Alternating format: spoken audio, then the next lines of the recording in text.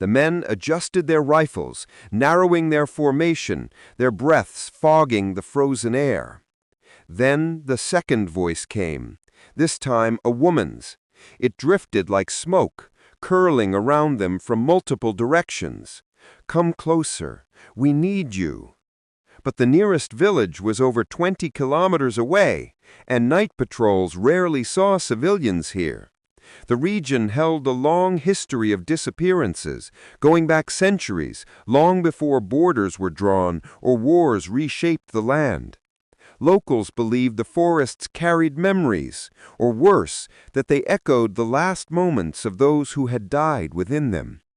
Danes had dismissed such stories as folklore, superstition, stories told around fires to keep children from wandering too far. But here, in the bone-deep quiet, folklore didn't feel so far from truth.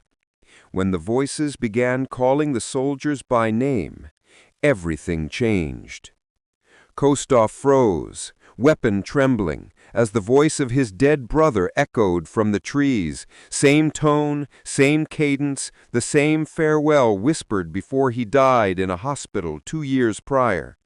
Another soldier, Novak, heard his mother's voice begging him to come home, but Novak's mother had been gone for almost a decade. Danes felt his chest tighten, recognizing the voice of a friend he had lost in an explosion during their deployment years earlier.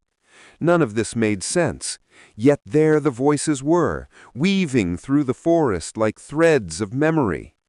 The men pulled back toward the road, staying close, moving slowly. That was when the trees began to echo with footsteps, soft, deliberate, circling them.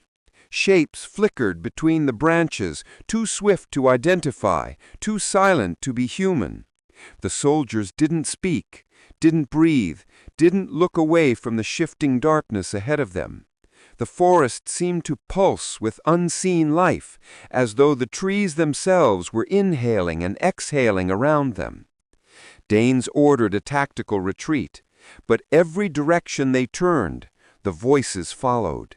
Some begged, some laughed, some cried, some whispered their deepest secrets back to them, things they had never told anyone, things they had buried so deep that hearing them spoken aloud felt like a violation.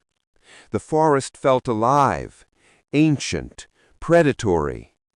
By the time they reached the clearing near the road, one soldier had gone pale and silent, staring at nothing. Another kept shaking his head, whispering